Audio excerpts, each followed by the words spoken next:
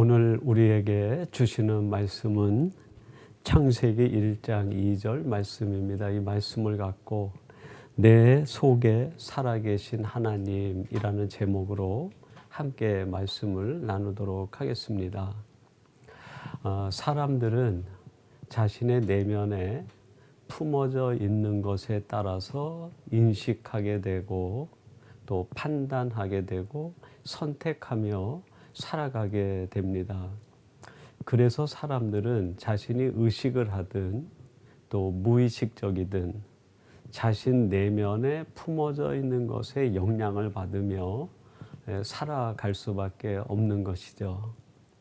그러므로 우리들은 늘 우리들이 아름다운 삶을 살고 건강한 신앙생활을 하기 위해서는 내 안에 품어져 있는 것이 무엇인지를 정말 조심스럽게 늘 점검해야 됩니다. 그러면 내 안에 품어져 있는 것, 그것이 어떤 것이고 무엇일 때 우리의 인생을 가장 아름답게 하고 건강한 신앙생활을 유지하게 할까? 그것에 대한 답을 오늘 본문 말씀에서 찾아볼 수 있게 됩니다. 제가 오늘 본문 창세기 1장 2절 말씀을 봉독해 드리겠습니다. 땅이 혼돈하고 공허하며 흑암이 깊음 위에 있고 하나님의 영은 수면 위에 운행하시니라. 땅이 그랬습니다. 여기에서 말하는 땅은 히브리어로 하레츠라고 하는 말인데 그것과 유사한 단어가 아다마입니다. 흙 그런 뜻이죠. 근데 이 아다마로 하나님은 사람을 빚어서 사람을 만드시고 그의 이름을 아담이라고 지었습니다. 즉 아담이라는 사람의 본질은 흙이요 땅이라는 것이죠. 그 사람과 흙이 그 본질상 혼돈과 공허와 흑암 어둠에 묻혀 있는 것인데 거기에 하나님의 영이 운행하시니라 그랬습니다. 그 위에 하나님이 임재하시고 하나님이 역사하시고 하나님이 이끌어 가시면 비로소 그 사람이 건강한 사람, 아름다운 인생을 살아갈 수 있게 된다 하는 뜻 아니겠습니까? 그래서 이 창세기 1장 2절 말씀을 중심으로 해서 살펴보면 이 세상엔 두 종류의 사람이 있음을 알게 됩니다. 첫 번째는 어떤 사람일까요? 그의 심령, 그의 내면에 하나님 대신 다른 것이 자리 잡고 살아가는 사람. 하나님이 아닌 다른 것이 그의 내면에 품어져 있는 사람을 의미합니다. 저는 성경 말씀을 또 주석을 하고 강해를 하고 살펴보면서 우리 내면 속에서 우리 인생을 파괴시켜 가는 것, 가장 무서운 것 두 가지가 있다고 생각합니다. 하나는 분노라는 것이고 또 다른 하나는 욕심이라는 겁니다. 창세기 4장 5절에 보면 가인에 대한 이야기가 나오는데요. 이렇게 기록합니다. 가인과 그의 재물은 받지 아니하신지라 가인이 몹시 분하여 안색이 변하니.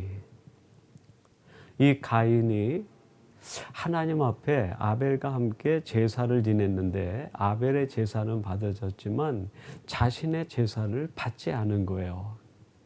하나님이 내 예배, 내 제물을 받지 않으셨다고 하면 분명히 거기엔 하나님의 어떤 뜻이 계실 텐데 그것을 주목하지 않고 이 가인은 왜 하나님이 내 제물은 받지 않으셨는가 하는 감정과 생각에 집중하면서 그의 마음은 분노로 가득 차게 됩니다.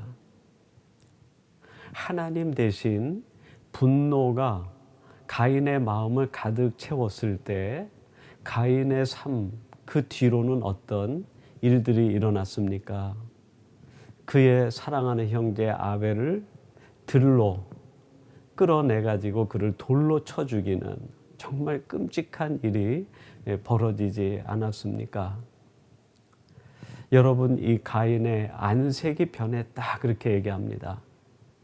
사람의 얼굴은 그 사람의 인격을 드러내는 거울이라고 할 수 있겠습니다. 분노가 내 안에 가득하게 되면 결국 내 인격이 변질되고 인격이 험악해지는 거죠. 그래서 마지막엔 내 형제를 죽여놓고도 죄책감도 느끼지 못하는 정말 끔찍한 악인의 모습으로 바뀌어가고 마는 것이죠. 그래서 예수님은 이 땅에 오셨을 때 너희들이 형제에 대하여 조금이라도 미움이라든지 분노의 마음을 품고 있으면 하나님 앞에 제사 지내기 전에 또는 하루가 넘어가기 전에 형제와 화해하고 하나님의 제단에 나가서 제물을 드려라 그렇게 말씀하고 계시는 거 아닙니까? 여러분, 우리 안에 분노가 자리를 잡으면 안 됩니다. 그것이 내 인생에 품어져 있는 동안 결국 우리도 모르는 사이에 인격이 변해가고 우리도 모르는 사이에 어떤 죄로 발전할지 모르는 사람이 되고 맙니다. 두 번째, 우리 안에서 우리의 인생을 험악하게 만들어가고 불행과 파멸로 이끌어가는 것이 있는데 아까 말씀드린 것처럼 욕심 또는 탐심이라는 겁니다. 여호수아서 7장 21절에 보면 아간의 얘기가 나옵니다. 내가 노력한 물건 중에 시날산의 아름다운 외투 한 벌과 은 200세겔과 그 무게가 50세겔 되는 금덩이 하나를 보고 탐내어 가졌나이다. 보소서, 이제 그 물건들을 내 장막 가운데 땅속에 감추어 두었는데 은은 그 밑에 있는지라. 여리고 전투가 끝난 뒤에 하나님께서 그 모든 전리품은 하나님의 것이라고 하나님께 돌리라 얘기했습니다. 그런데 아간이 그 중에 전리품 일부를 보고 탐심을 가졌어요. 탐내요. 그래서 그 중에 시난산 외투 한 벌과 은덩이, 금덩이를 어디에다 둡니까? 자신의 집 땅 밑에 감추어 둡니다. 땅 밑에. 얼마나 상징적인 비유입니까? 그의 심령, 그 은밀한 곳에 탐심을 숨겨두고 욕심을 숨겨두었다는 거예요. 결국 여호수아가 하나님 앞에 기도하는 중에 제비를 뽑아가면서 그것이 아간이 그 일을 했다는 것이 드러나게 되고 마침내 아간과 그의 가족 모두가 끔찍한 죽임을 당하지 않습니까? 여러분, 내 인생, 내 심령 안에 탐심을 묻어두면 안 됩니다. 욕심을 묻어두면 안 되는 거예요. 그 탐심과 욕심이 내 안에서 결국 자라나 그것이 내 죄를 만들고 그 죄가 나의 사망에 이르게 하는 원인이 된다고 말씀합니다. 우리들이 품어야 될 것 가운데 하나님이 주시는 것 외에 이 분노와 탐심, 욕심을 품는 순간 우리의 인생은 내가 통제할 수 없을 만큼 험악한 길을 치달아가게 다가 마침내는 파멸과 죽음에 이르게 됩니다. 그러면 우리들이 하나님의 신이 우리 안에 운행한다 그랬는데 그것은 무엇을 의미하는 것일까요? 이런 뜻 아니겠습니까? 우리들이 살아가는 세상이 어떻게 변하고 다른 사람들이 무엇을 품고 살아가든지 관계없이 우리들은 우리의 심령 안에 오직 만군의 여호와 하나님을 품고 하나님을 내 인생의 주인으로 하나님을 내 인생의 운전수로 모시고 살아가는 것, 이런 사람을 의미하는 거 아닙니까? 여러분, 창세기 4장 가인은 분노를 품어서 끔찍한 인생의 결과를 만들어냈지만 동시대를 살았던 셋의 아들 에노스는 여호와를 품게 됩니다. 그 일로 인하여 그 에노스를 통하여 하나님의 구속의 역사가 진행이 되고 완성으로 나가지 않습니까? 그것에 대하여 창세기 4장 26절은 이렇게 말씀합니다. 셋도 아들을 낳고 그의 이름을 에노스라 하였으며 그때에 사람들이 비로소 여호와의 이름을 불렀더라.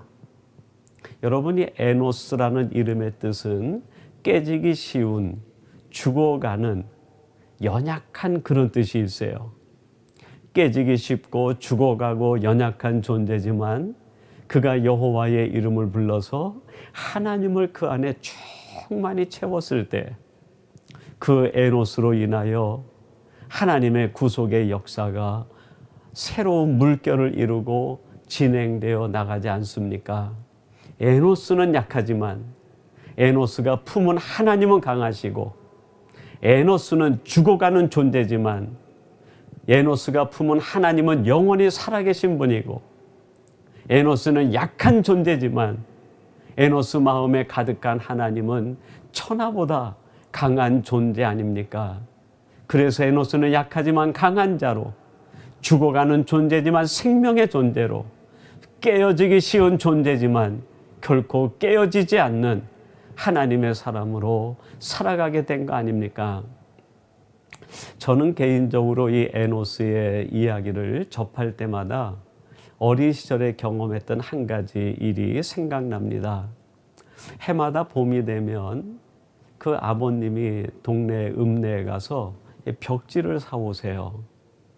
그리고 겨울 내내 습기가 차가지고 다 일어난 그 벽지들을 다 걷어내고 새 벽지를 바르십니다. 학생인 저를 아버지가 불러서 이제 신문지를 바닥에 쫙 깔아놓고 그 벽지를 벽 크기만큼 재단을 해서 몇 겹으로 덮어놓고 풀을 써서 빗자루로 그 묽은 풀을 벽지에다 쭉 바르십니다. 그리고 아버님이 한쪽에서 두 구탱이를 드시고 또 한쪽 끝에서 제가 두 구탱이를 들고 벽지를 아주 조심스럽게 옮겨서 벽에다 붙이고 빗자루로 쭉쭉 쓸어서 벽지를 도배하고 그랬던 기억이 나요.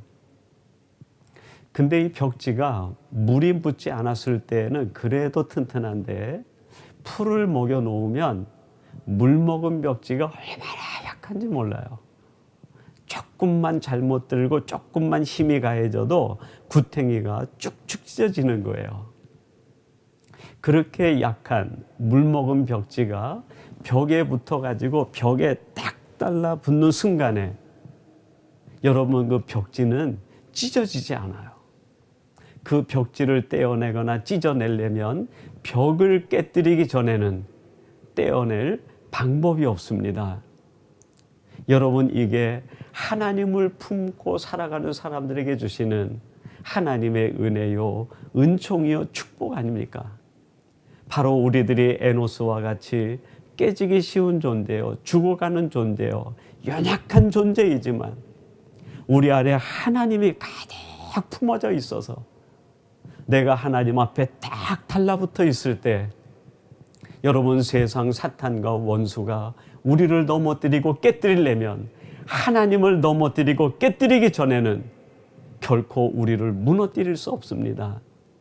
우리의 능력, 우리의 강함은 내게 있는 것이 아니라 내 안에 품어져 계신 하나님이 강하시고 그분이 생명이시고 그분이 가장 위대한 분이시기에 그분을 품은 우리들이 약한 존재지만 강한 존재로, 생명의 존재로, 위대한 하나님의 사람으로 살아가게 되는 거 아닙니까?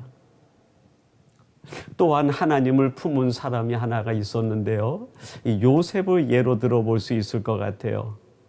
요셉이 애굽에서 애굽의 총리가 된 뒤에 그를 애굽에 팔았던 형들이 양식을 사러 옵니다. 나중에 형제들이 다 요셉인 줄 알아보고 난 뒤에 두려워하고 있는데 요셉이 그 형제들에게 이런 신앙 고백을 합니다. 창세기 45장 5절 말씀인데요. 당신들이 나를 이곳에 팔았다고 해서 근심하지 마소서, 한탄하지 마소서. 하나님의 생명을 구원하시려고 나를 당신들보다 먼저 보내셨나이다. 자기를 판 그 형제들을 향해서 사랑을 선포하고 용서를 선포하는 거예요. 여러분, 이때 요셉이 형제들에게 선포한 사랑, 그 용서는 요셉의 의지, 요셉의 감정이었을까요? 저는 그렇게 생각하지 않습니다. 요셉 마음에 가득 품어져 있는 하나님, 그 하나님이 용서의 하나님이시고 그 하나님이 사랑의 하나님이시기 때문에 요셉이 하나님을 품자마자 요셉의 마음속에 용서의 마음이 충만해지고 사랑이 넘쳐 흐르게 된 거 아니겠습니까? 그래서 결국 요셉은 자신도 주체할 수 없을 만큼 충만해진 그 하나님의 사랑이 요셉의 입을 통해 선포되고 요셉의 마음을 통해서 형제들에게 용서가 선포된 거 아니겠습니까? 요셉이 한 것이 아니라 요셉 안에 품어져 있는 하나님의 사랑이 그들을 사랑한다고 선포한 것이고, 요셉 안에 품어진 용서의 하나님이 결국 형제들을 용서한 것 아닙니까? 요셉은 하나님의 사랑의 통로였을 뿐이고 용서의 도구였을 뿐 아닌 것입니까? 여러분, 이처럼 우리가 하나님을 품으면 우리 안에는 하나님의 사랑이 넘쳐 흐르게 되고 용서의 마음이 충만해져서 내 의지와 관계없이 나를 도구로 하여 하나님은 사랑을 선포케 하시고 용서를 선포케 하여 살아가게 하시는 거 아닙니까? 여러분, 이것이 바로 내 속에 살아계신 하나님, 그분이 내 안에 계시는지를 점검해야 될 이유 아니겠습니까? 제가 어느 책을 보다가 이런 글을 하나 보았는데 참 감동적이라 한번 소개해 드립니다. 아프리카 선교사로 나가시는 선교사님이 마지막 파송 예배를 드리시면서 거기에서 고별사를 하게 됩니다. 그때 이 선교사님, 파송 받는 분이 거기에 모인 회중들에게 이런 이야기를 합니다. 내 살을 베어보세요. 그곳에서는 예수 그리스도의 피가 흐를 것입니다. 내 심장을 열어보세요. 거기에는 예수 그리스도의 심장이 뛰고 있을 겁니다. 무슨 뜻입니까? 내 안엔 오직 예수 그리스도 하나님밖에 없습니다. 이 하나님이 나와 함께 하시는데 아프리카가 두렵고 내가 가는 그곳이 사자굴일지언정 두렵고 내가 가는 그곳에 환난과 고난과 역경이 온다고 해서 두렵겠습니까? 하나님과 함께 가는 내 길, 내 속에 살아계신 하나님이 나와 함께 계시는데 내가 무엇을 두려워하고 무엇을 내가 겁내며 살아갈 이유가 있겠습니까? 이 고백 아닙니까? 오늘 이 말씀을 함께 나누는 사랑하는 성도 여러분, 우리들이 건강한 신앙생활과 아름다운 삶을 살기 위해선 늘 내 속에 무엇이 자리 잡고 내 인생을 이끌어가고 있는지 점검해 보아야 됩니다. 하나님이 살아계시면 우리는 바른 인생, 하나님이 기뻐하시는 삶을 살 수 있지만 하나님이 아닌 다른 것이 자리를 잡는 순간 우리의 인생은 추락하게 되고 우리의 인생은 파멸과 내가 의도하지 않은 길로 걸어가게 됩니다. 이거를 늘 살펴 내 안에 살아계신 하나님과 동행하며 살아가시는 우리 복된 성도들이 되시기를 주님의 이름으로 축원합니다. 우리 기도하겠습니다.